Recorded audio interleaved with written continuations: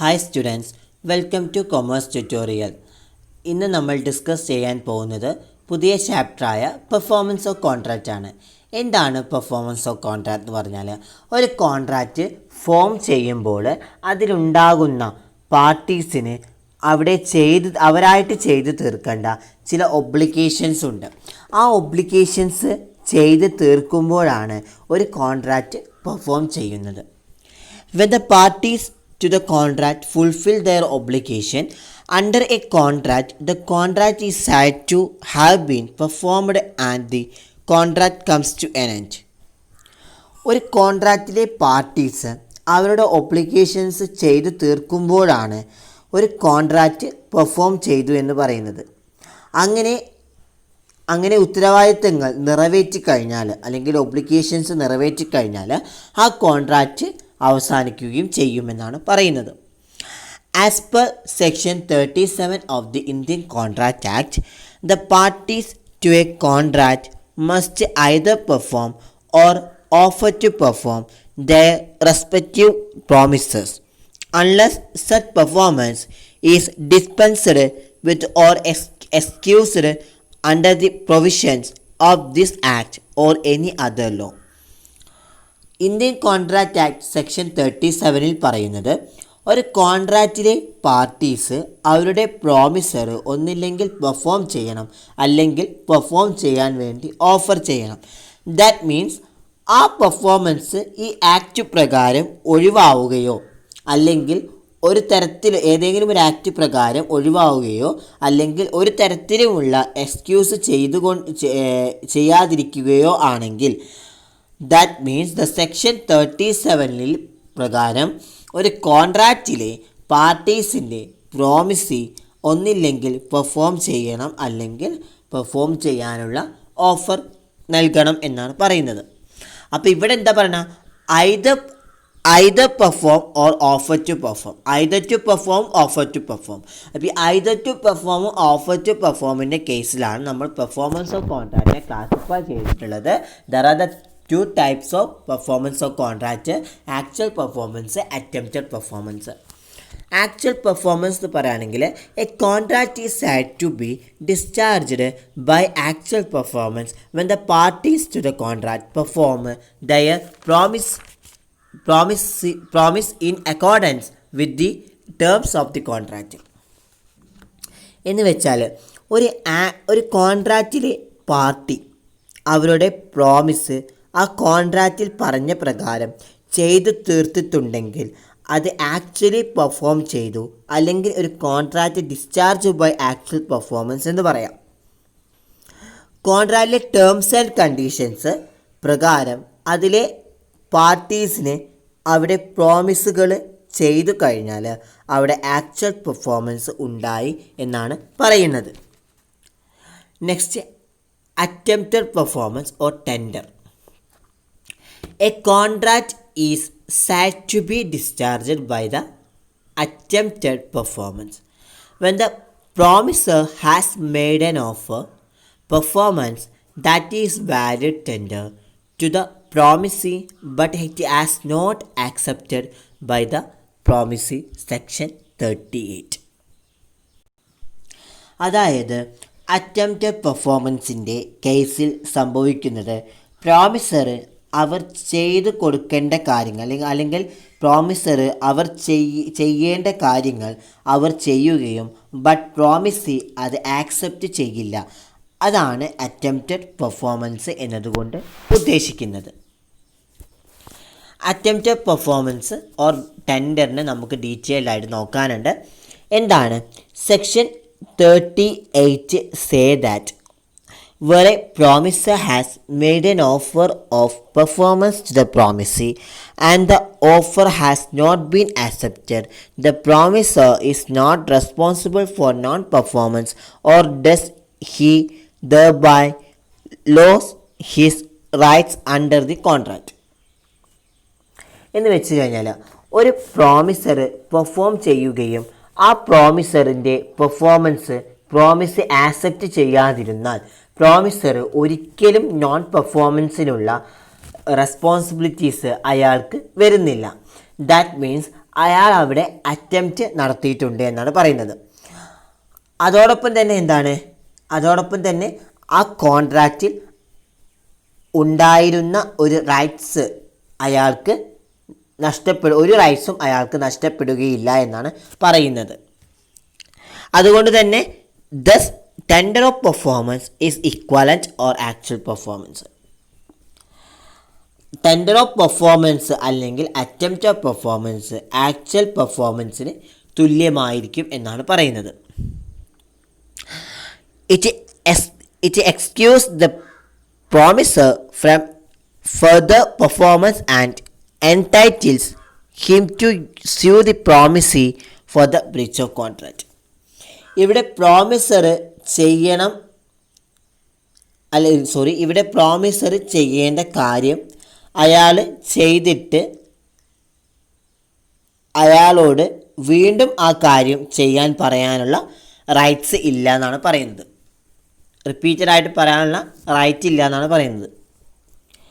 Next, ഈ attempted performance അല്ലെങ്കിൽ ടെൻഡറിനെ രണ്ടായിട്ട് ക്ലാസിഫൈ ചെയ്തിട്ടുണ്ട്. Tender of goods or services എന്നും ടെൻഡർ ഓഫ് മണി എന്നും.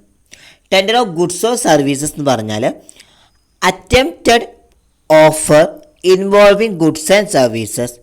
The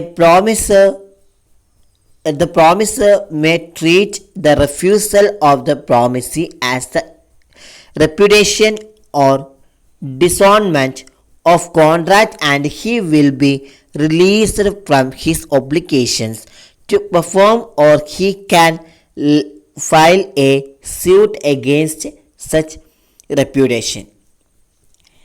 എന്ന് വെച്ചാൽ അറ്റംപ്റ്റഡ് പെർഫോമൻസിൽ ഗുഡ്സ് ആൻഡ് സർവീസസ് ആണ് ചെയ്യും എന്നുണ്ടെങ്കിൽ അത് ടെൻഡർ ഓഫ് ഗുഡ്സ് ആണ് എന്ന് നമുക്ക് പറയാം. അറ്റംപ്റ്റഡ് പെർഫോമൻസിൽ ഗുഡ്സ് ആൻഡ് സർവീസസ് ആണ് ഇൻവോൾവ് ചെയ്യുന്നു എന്നുണ്ടെങ്കിൽ അത് നമുക്ക് എന്താണ് tender of goods and services എന്ന് നമുക്ക് പറയാം. ഈ അറ്റംപ്റ്റഡ് പെർഫോമൻസിൽ ഗുഡ്സ് ആണ് ഇൻവോൾവ് ചെയ്യുന്നത്. ദെൻ ആ പ്രോമിസ് റിഫ്യൂസ് ചെയ്തതിൻ്റെ പേരിൽ പ്രോമിസറിനെ അയാളുടെ ഒബ്ലിഗേഷൻസിൽ നിന്നും റിലീസ് ചെയ്യാം. ദാറ്റ് മീൻസ് അയാൾ ഒരു തവണ ചെയ്തിട്ടുള്ള, ഇനി അയാളോട് അല്ലെങ്കിൽ അയാൾ ഓൾറെഡി ഒരു തവണ ചെയ്തിട്ടുണ്ട് എന്നാണ് പറയുന്നത്. എന്ത് ഈ ഓൾറെഡി അയാൾ ഇവിടെ എന്താ പറയുന്നത്? പ്രോമിസർ എന്താണ് ഓൾറെഡി റെഫ്യൂസ് ചെയ്തതിൻ്റെ പേരിൽ പ്രോമിസർ അയാളുടെ ഒബ്ലിഗേഷൻസിൽ നിന്നും റിലീസ് ചെയ്യാം എന്നാണ് പറയുന്നത്. ദാറ്റ് മീൻസ് അവിടെ എന്താ പറയുന്നത്?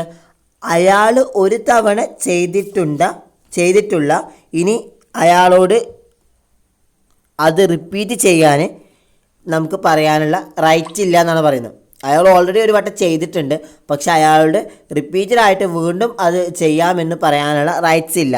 കാരണം അയാൾക്ക് അതിൽ നിന്ന് റിലീസ് ചെയ്യാൻ കഴിയും. കാരണം ഒരു കാര്യം ഒരു റൈറ്റ്സ് ഫസ്റ്റ് തന്നെ പറഞ്ഞു കഴിഞ്ഞാൽ, അല്ലെങ്കിൽ അയാൾ ഇന്നതാണ് ചെയ്യേണ്ടത് എന്ന് പറഞ്ഞ കാര്യം അയാൾ പെർഫോമൻസ് ചെയ്ത് കഴിഞ്ഞാൽ പിന്നെ അയാൾക്ക് എന്താണ് അവിടെ അത് രണ്ടാമതും അതെന്താണ് പെർഫോം ചെയ്യേണ്ട ആവശ്യമില്ല. അത് ആദ്യത്തെ പ്രാവശ്യം തന്നെ പെർഫോം ചെയ്ത് കഴിഞ്ഞാൽ അത് റിലീസ് ചെയ്ത് കഴിയും എന്നാണ് പറയുന്നത്.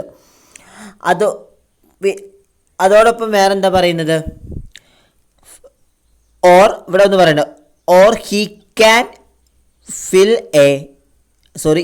file a suit against such repudiation എന്ന് വെച്ച് കഴിഞ്ഞാൽ അതോടൊപ്പം അയാൾക്ക് ആ കോൺട്രാക്റ്റ് ബ്രീച്ച്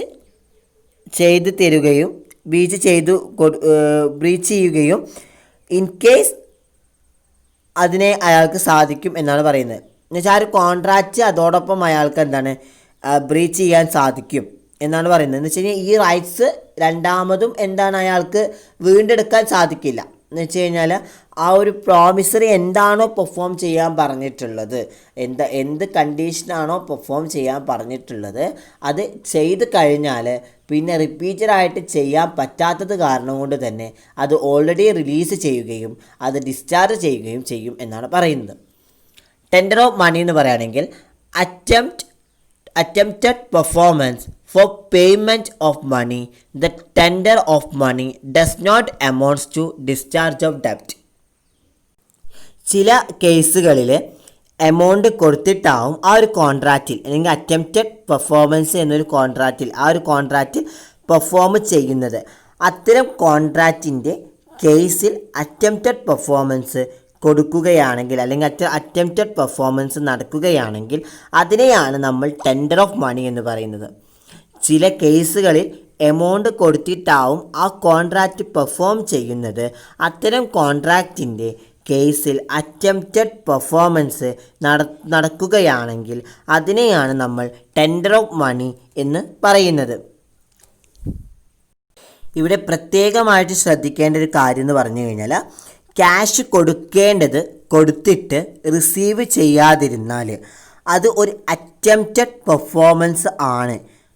പക്ഷേ ഡെപ്റ്റ് കോൺട്രാക്റ്റിൻ്റെ കേസിൽ മണി ഇൻവോൾവ് ചെയ്യുന്ന അറ്റംപ്റ്റഡ് പെർഫോമൻസ് ഒരിക്കലും ആ ഒരു കോൺട്രാക്റ്റ് ടെർമിനേറ്റ് ചെയ്യുന്നതിന് തുല്യമാവുന്നില്ല എന്ന് നമുക്ക് മനസ്സിലാക്കാം എന്നാണ് പറയുന്നത്. Next, essentials of a valid tender. ഒരു ടെൻഡർ വാലിഡ് ആവണമെങ്കിൽ എന്തൊക്കെ എസെൻഷ്യൽസ് ആണ് ഉള്ളത് എന്നാണ് പറയുന്നത്. First point, it must be unconditional. It become conditional when it is not in accordance with the terms of the contract. Attempted performance എന്ന് പറയുന്നത് unconditional ആണ്. കാരണം കോൺട്രാക്റ്റിൻ്റെ ടേംസ് ആൻഡ് കണ്ടീഷൻസ് പ്രകാരം പെർഫോം ചെയ്യുമ്പോഴാണ് അത് വാലിഡ് ടെൻഡറായിട്ട് മാറുന്നത്. ഇൻ കേസ് കോൺട്രാക്റ്റിലെ ടേംസ് ആൻഡ് കണ്ടീഷൻസ് വിരുദ്ധമായിട്ടാണ് പെർഫോം ചെയ്തതെങ്കിൽ അത് നമുക്ക് ഒരു വാലിഡായിട്ട് കൺസിഡർ ചെയ്യാൻ സാധിക്കില്ല എന്നാണ് പറയുന്നത്. Next point, it must be made at the proper time and place. First point, the tender must be made at the proper time and place stipulated. അതായത് കോൺട്രാക്റ്റിൽ പെർഫോം ചെയ്യണം അല്ലെങ്കിൽ കോൺട്രാക്റ്റിൽ പെർഫോം ചെയ്യേണ്ട ടൈം പ്ലേസ് ഒക്കെ specify ചെയ്തിട്ടുണ്ടാവും. Normal കേസിൽ അങ്ങനെയാണ് എന്നുണ്ടെങ്കിൽ fix ചെയ്ത ടൈം ആൻഡ് പ്ലേസിലായിരിക്കണം ഒരു ടെൻഡർ അല്ലെങ്കിൽ ഒരു അറ്റംപ്റ്റഡ് പെർഫോമൻസ് ചെയ്യേണ്ടത് എന്നാണ് പറയുന്നത്. ഇവിടെ എന്താണ് നെക്സ്റ്റ് പോയിന്റ് വരാണെങ്കിൽ, a tender of goods after the business hours of goods or money before the date due is not a valid tender. Tender of goods ആണ് എന്നുണ്ടെങ്കിൽ അത് ബിസിനസ് അവേഴ്സിൽ ചെയ്യണം എന്നാണ് പറയുന്നത്. ഈ ബിസിനസ് അവേഴ്സിന് ശേഷമാണ് ഗുഡ്സ് ഡെലിവർ ചെയ്യുന്നുണ്ടെങ്കിൽ അപ്പോൾ ടെൻഡർ വാലിഡായി കൺസിഡർ ചെയ്യാൻ സാധിക്കില്ല. എന്ന് വെച്ചാൽ ഈ ബിസിനസ് അവേഴ്സിന് ശേഷമാണ് ഗുഡ്സ് ഡെലിവർ ചെയ്ത് കഴിഞ്ഞാൽ ആ ടെൻഡർ വാലിഡ് ആയിരിക്കില്ല. നേരെ മറിച്ച് അതിൻ്റെ ആ കറക്റ്റ് ടൈമിലാണ് ഡെലിവർ ചെയ്തെങ്കിൽ അത് വാലിഡ് ആയിരിക്കുമെന്നാണ് പറയുന്നത്. ഇനി വാലിഡ് ആയിരിക്കില്ല എന്നാണ് പറയുന്നത്. ഇനി ടെൻഡർ ഓഫ് മണി ആണെങ്കിൽ അല്ലെങ്കിൽ ടെൻഡർ ഓഫ് മണി ആണെങ്കിൽ ഡ്യൂ ഡേറ്റിന് മുമ്പ് ചെയ്യുന്നത് വാലിഡ് ആയിരിക്കില്ല എന്നാണ് പറയുന്നത്. ടെൻഡർ ഓഫ് മണീൻ്റെ കേസിൽ ഡ്യൂ ഡേറ്റിന് മുമ്പാണ് അതിൻ്റെ പേയ്മെൻറ്റ് നടത്തുന്നതെങ്കിൽ അത് വാലിഡ് ആയിരിക്കില്ല എന്നാണ് പറയുന്നത്. അപ്പോൾ tender of goods after business ഹവേഴ്സിലും tender of money before due ഡേറ്റിലും ആണ് വാലിഡ്. ബിഫോർ ഡ്യൂ ഡേറ്റിന് വാലിഡ് അല്ല എന്നാണ് പറയുന്നത്. Tender of goods after business അവേഴ്സിലും tender of money before due ഡേറ്റിലും വാലിഡ് ആയിരിക്കില്ല എന്നാണ് പറയുന്നത്. Next, it must be made at the proper time and place. അതാണ് നമ്മളിപ്പോൾ പറഞ്ഞത്. Next point, it must be made to the proper person that is the promisee or his duly authorised agent. ഒരു promisor ഒരു കാര്യം ചെയ്യുമ്പോൾ അയാളുടെ promisee perform ചെയ്യുമ്പോൾ അത് ചെയ്യേണ്ടത് ആർക്കു വേണ്ടിയാണ് പ്രോമിസിനെ റെക്കഗ്നൈസ് ചെയ്തത്, അത് ഓതറൈസ്ഡ് ഏജൻ്റ് ആയിരിക്കണം എന്നാണ് പറയുന്നത്. Next point, it may be made to one of the several joint promisee. In such case it has the same effect as a tender to all of them. അതായത് ചില കേസുകളിൽ 2 or more persons ഒരു കോൺട്രാക്റ്റിൽ ഉണ്ടാവുകയും പ്രോമിസറും പ്രോമിസീസും ഉണ്ടാവുകയും അങ്ങനെ 2 or more promises ഉണ്ടെങ്കിൽ അതിൽ ഏതെങ്കിലും ഒരാൾക്ക് പ്രോമിസ് കൊടുക്കേണ്ടത് അല്ലെങ്കിൽ അതിലേതെങ്കിലും ഒരാൾക്ക് പ്രോമിസ് നടത്തിക്കൊടുത്താലും അത് വാലിഡ് ആയിരിക്കും എന്നാണ് പറയുന്നത്. എന്താണ് ഇവിടെ പറയുന്നത്? ചില കേസുകളിൽ ഒരു കോൺട്രാക്റ്റിൽ 2 or more പേഴ്സൺസ് ഒരു കോൺട്രാക്റ്റിൽ ഉണ്ടാവുകയും ഒരു അതിൽ പ്രോമിസറും അതുപോലെ തന്നെ പ്രോമിസീസും ഉണ്ടാവുകയും അങ്ങനെ 2 or more പ്രോമിസേഴ്സ് ഉണ്ടെങ്കിൽ അതിലേതെങ്കിലും ഒരാൾക്ക് പ്രോമിസ് നടത്തിക്കൊടുത്താലും എന്താണ് ആ ഒരു ടെൻഡർ വാലിഡ് ആയിരിക്കും എന്നാണ് പറയുന്നത്. 2ൽ കൂടുതൽ ആളുകളുണ്ടെങ്കിലും അതിലേത് വ്യക്തിക്കാണെങ്കിലും പ്രോമിസ് നടത്തി കൊടുത്തു കഴിഞ്ഞാലും എന്താണ് അത് ടെൻഡർ വാലിഡ് ആയിരിക്കും എന്നാണ് പറയുന്നത്. Next point, it must also be in proper form. ഒരു പ്രോപ്പർ ഫോം ആയിരിക്കും, അതിലൂടെ ആയിരിക്കും അതിൻ്റെ എല്ലാ കാര്യങ്ങളും കണ്ടക്ട് ചെയ്യുന്നത്. Next point, in case of tender of goods it must give a reasonable opportunity to the promisee for the inspection of the goods involve ചെയ്യുന്ന ടെൻഡറിൻ്റെ കേസിൽ പ്രോമിസിക്ക് ആ ഗുഡ്സ് ഇൻസ്പെക്റ്റ് ചെയ്യാനുള്ള അവസരം കൊടുക്കണം എന്നുള്ളതാണ് പറയുന്നത്. ആ ഒരു ഗുഡ്സ് ഇൻസ്പെക്റ്റ് ചെയ്യാനുള്ള ഓപ്പർച്യൂണിറ്റി അല്ലെങ്കിൽ അവസരം കൊടുക്കണം എന്നാണ് ഏതിൽ പറയുന്നത്? ഈ വാലിഡ് ആയിട്ടുള്ള ടെൻഡറിൽ പറയുന്നതെന്നാണ് പറയുന്നത്. Next point, in case of tender of goods it must B by a person who is in a position and is willing to perform the promise. ഈ പ്രോമിസ് പെർഫോം ചെയ്യേണ്ട ആള് എന്ന് പറയുന്നത് അത് ചെയ്യാനുള്ള ഒരു പൊസിഷനിൽ വില്ലിങ് ആയിട്ടുള്ള ആയിരിക്കണം എന്നാണ് പറയുന്നത്. അത് ചെയ്യാനുള്ള പൊസിഷനുമായിട്ട് വില്ലിങ് ആയിട്ടുള്ള ഒരു വ്യക്തി ആയിരിക്കണം ആ ഒരു പെർഫോമൻസ് ചെയ്യേണ്ടത് എന്നാണ് പറയുന്നത്. അപ്പോൾ ഇന്ന് നമ്മൾ ഡിസ്കസ് ചെയ്തത് performance of contract. What you mean by performance of contract? Define the performance of contract. What are the types of performance contract and further classified for the what are the types of attempted performance of tender, then essential elements of valid tender. ഇന്നതിനെ കുറിച്ചാണ് നമ്മൾ discuss ചെയ്തത്. ഇനി നമുക്ക് ഈ ഒരു ചാപ്റ്ററിൽ ആരൊക്കെയാണ് ഒരു പെർഫോമൻസ് ഓഫ് കോൺട്രാക്റ്റിലെ മെയിൻ പാർട്ടീസ് എന്നുള്ളതും അതിൻ്റെ ഡീറ്റെയിൽഡ് ആയിട്ടുള്ള സ്റ്റഡീസാണ് നമുക്കിനി പഠിക്കാനുള്ളത്. അപ്പോൾ എല്ലാവർക്കും ഈ വീഡിയോ ഇഷ്ടപ്പെട്ടെങ്കിൽ ലൈക്ക് ചെയ്യുക, ഷെയർ ചെയ്യുക, സബ്സ്ക്രൈബ് ചെയ്യുക. എന്തെങ്കിലും തരത്തിലുള്ള ഡൗട്ട്സ് ഉണ്ടെങ്കിൽ നിങ്ങൾ താഴെ കമൻറ്റ് ബോക്സിൽ അറിയിക്കേണ്ടതാണ്. നെക്സ്റ്റ് ക്ലാസ്സിൽ വരുമ്പോൾ ഞാനത് കംപ്ലീറ്റഡായിട്ട് പറഞ്ഞു തരുന്നതായിരിക്കും. അപ്പോൾ എല്ലാവരും ഡെയിലി നമ്മുടെ ചാനൽ കാണുക. എന്തെങ്കിലും തരത്തിലുള്ള സജഷൻസ് ഉണ്ടെങ്കിൽ നിങ്ങൾ കമൻറ്റ് ബോക്സിൽ അറിയിക്കേണ്ടതാണ്. അപ്പോൾ thank you my dear students.